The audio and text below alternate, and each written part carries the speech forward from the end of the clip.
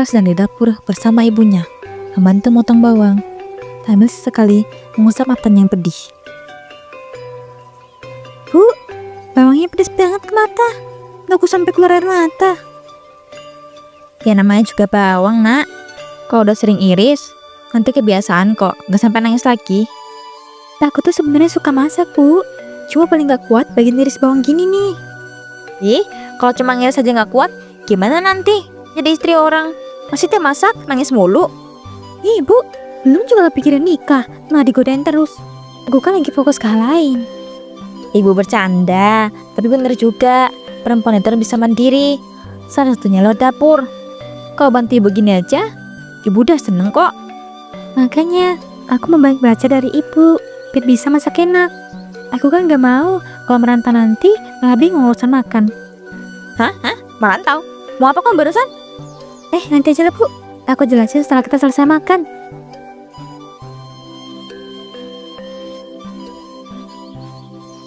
Sekarang waktunya kamu cerita sama ibu. Jadi gini, Bu. Aku kan baru lulus SMA. Aku gak mau nih dimanja di kampung. Aku pengen kuliah di luar kota. Sekalian kerja berusaha mandiri. Kamu serius, Rasel? Merantau tuh bukan perkara main-main. Kamu yakin kuat jauh dari orang tua? Aku udah mikir panjang, Bu. Aku gak mau terus-terusan jadi beban ibu. Kalau aku bisa kuliah sambil kerja, aku bisa bantu ibu juga nanti. Tapi kamu perempuan, nak. Hidup di kota itu penuh tantangan. Ibu takut kamu gak sanggup. Justru aku pengen buktiin, Bu, kalau aku bisa jaga diri. Aku pengen ibu bangga sama aku. Ibu jelas bangga lah punya anak kayak kamu.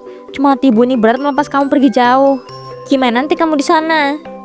Kalau ibu khawatir, aku janji dia bakal sering telepon, kirim kabar, biar ibu gak ngerasa ditinggalin. Kalau gitu, kamu benar-benar siap mental sama fisik. Ibu gak mau nanti kamu nyesel atau nangis di luar kota. Aku janji, Bu, aku bakal kuat. Percaya sama aku kali ini.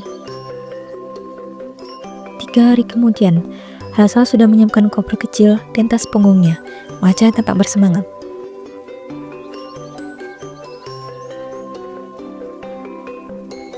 Bu, semua barang kayak udah masuk koper. Baju, buku, sama perlengkapan lainnya udah aku susun. Dari semalam udah aku cek sih. Iya. Ibu senang kok bisa mandiri.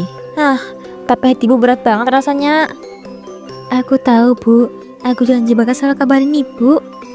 Jangan sampai kamu sibuk ya nanti sampai lupa kabarin ibu. Ibu gak minta apa-apa. Cukup tahu kamu bebek aja di sana. Ibu, aku bakal sering telepon. Paling enggak seminggu sekali biar ibu lega. Jangan seminggu sekali lah. Kalau bisa tiap hari.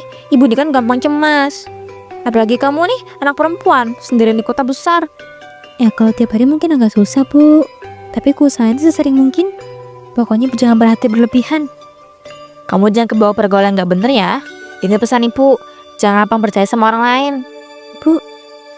Ya sudah, kalau kamu yakin, ibu cuma bisa doain yang terbaik. Semoga semua urusanmu dilancarkan. Tak lama kemudian, kendaraan yang akan bawa Rasel ke terminal datang. Dengan pelukan haru, Rasel pamit. Setelah ia pergi, rumah terasa sepi. Sorenya, Bu Yati, tetangga sebelah, hampir sambil membawa botol kecil berisi pisang rebus.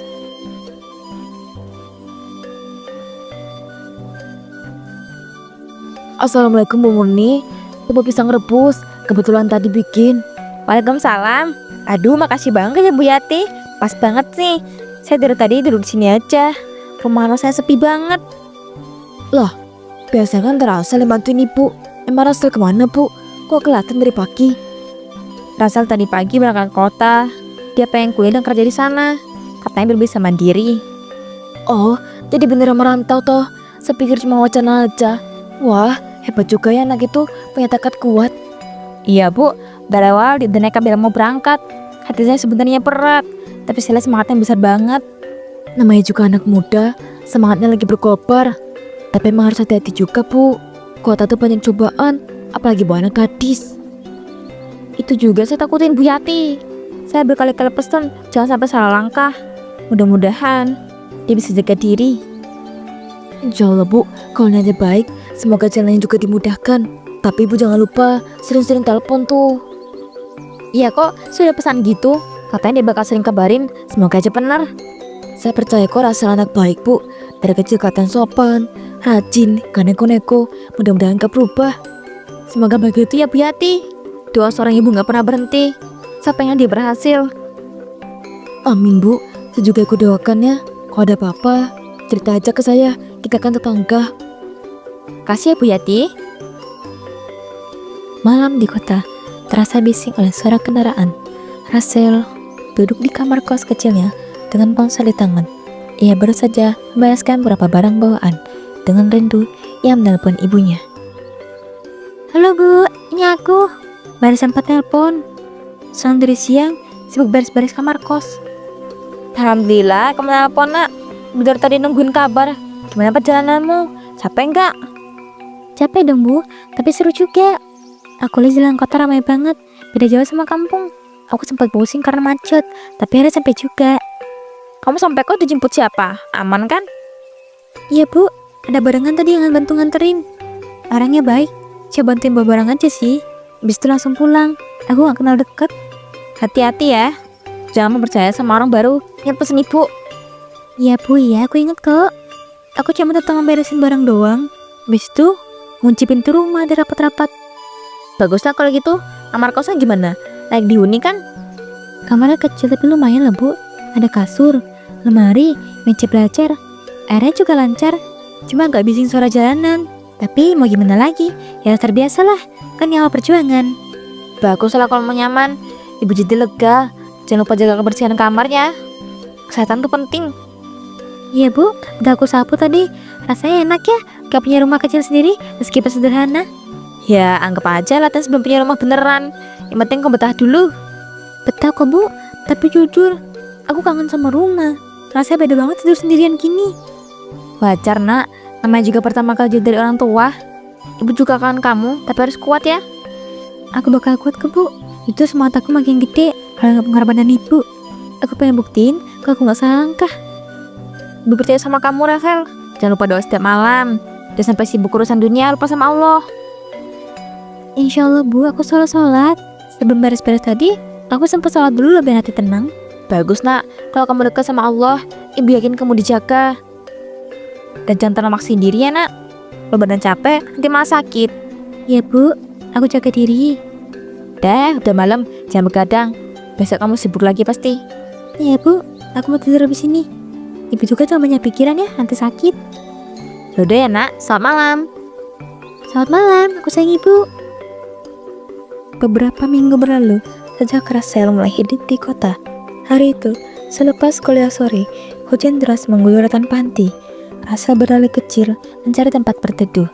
Lalu ia masuk ke sebuah rumah makan sederhana. Di seberang, seorang pria parubaya duduk tenang sambil menyeruput kopi. Wah, deras banget ya hujannya. Sampai-sampai jalanan hampir nggak kelihatan. Kamu baru pulang kuliah, Dek? Iya Pak, setelah habis kelas sore, gak nyangka hujan terus segini deras. Ya, kan emang begitu, Dek, kota ini. Cuacanya sering susah ditebak. Kadang panas banget. Kadang-kadang juga tiba-tiba hujan. Iya, saya masih belum terbiasa Pak. Di kampung saya, hujannya biasanya lebih tenang dan gak tiba-tiba deras gini. Oh, jadi kamu anak rantau ya? Wah, hebat banget kamu ya. Bapak jadi inget dulu waktu pas masih muda. Iya betul Pak, saya baru beberapa minggu nih di sini. Lagi coba kuliah sama cari kerja juga. Wah, hebat banget ya kamu. Bapak jadi inget dulu pas waktu muda juga merantau. Jauh dari orang tua gitu. Iya Pak, saya juga awalnya berat, tapi kalau nggak coba, saya takut nyesel. Jadi sekarang saya berusaha kuat aja. Bagus nak, semangatmu itu harus dijaga. Dunia perantauan itu keras. Tapi kalau punya tekad, biasanya pasti ada jalan. Saya selalu ingat pesan ibu saya Pak, jangan gampang nyerah. Jangan percaya sama orang lain juga. Jadi saya berusaha hati-hati. Emang kamu kos di sekitar sini? Atau jauh dari kampus? Lumayan jauh juga sih. Kalau naik kendaraan umum, sampai 1 jam. Kadang bikin capek juga kalau pulang sore. Pantes aja kamu nunggu hujan reda. Kalau maksain pulang, sekarang pasti basah kuyup. Iya Pak, saya takut juga kalau hujan malah sakit. Kebetulan Bapak bawa mobil parkir di depan sana. Kalau kamu mau, Bapak bisa anterin kamu pulang. Wah, makasih banyak Pak. Tapi saya gak enak, takut ngerepotin. Oh, apa susahnya? Kebetulan arah pulang Bapak lewat jalan gede juga. Bisa sambil nganter kamu daripada kamu nunggu di sini kan sampai malam. Saya masih ragu, Pak. Takutnya malah bikin bapakmu terjauh. Jangan khawatir nak, anggap aja bapak ini kayak ayahmu sendiri. Bapak cuma gak tega lihat kamu sendirian kehujanan. Udah, Pak, gak apa-apa kalau emang gak ngerepotin ya. Nah gitu dong, kita saling tolong menolong aja. Lagi pula bapak seneng bisa ngobrol sama anak muda yang penuh semangat kayak kamu. Makasih, Pak. Ya udah, ayo ke mobil biar nggak basah kuyup. Iya, Pak, makasih banyak udah mau nolongin.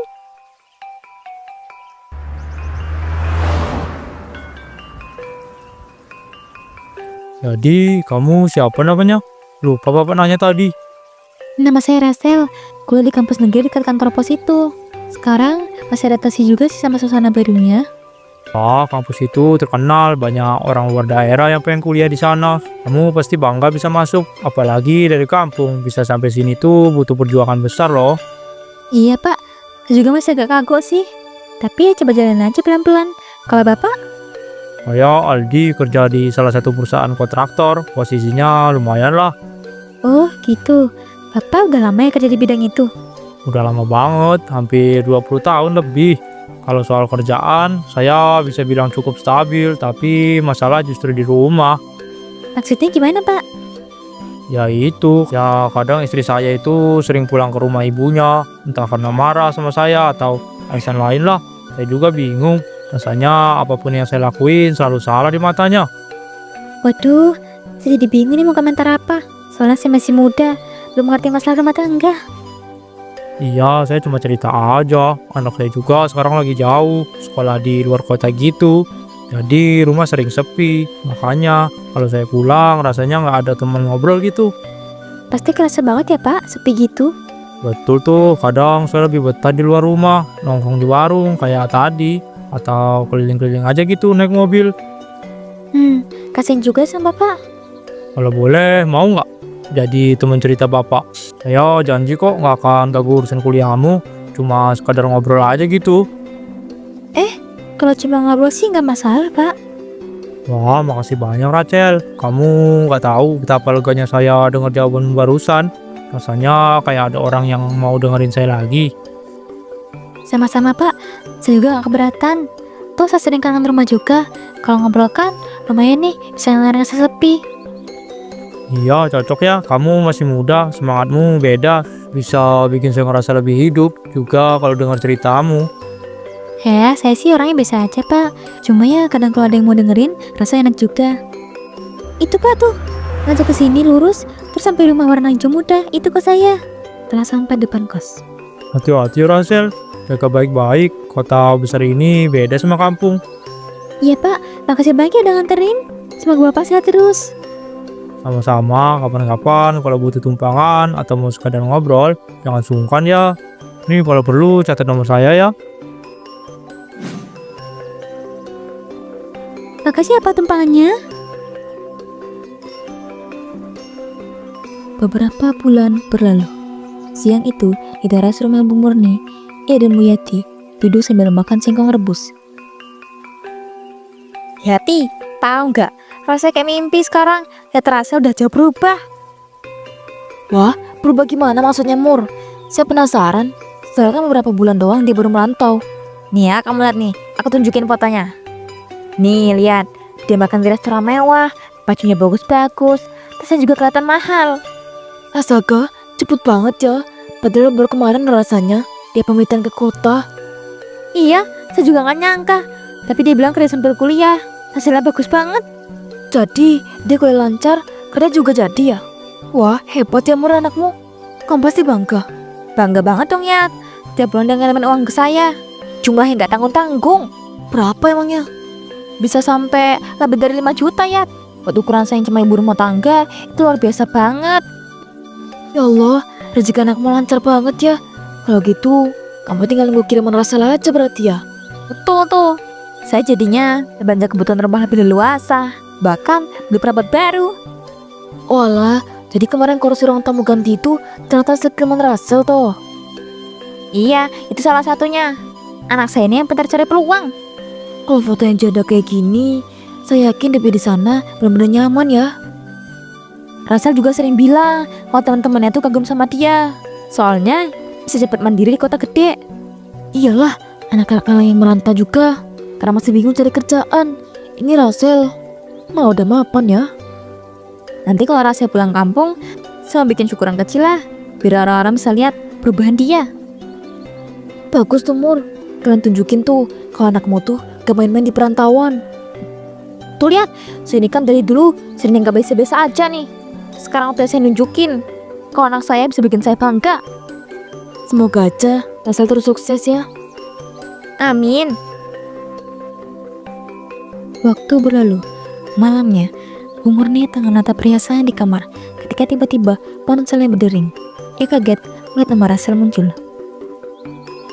Halo Rasel, kenapa nih tiba-tiba nelpon? Larut malam gini loh. Bu, aku pulang. Aku udah sampai gerbang desa sekarang. Hah? Pulang? Kok gak bilang-bilang dari kemarin? Kenapa mendadak? Bu, tolong bukain pintunya nanti. Aku gak kuat lagi. Bu Murni panik. Tak lama, terdengar ketukan peras di pintu depan.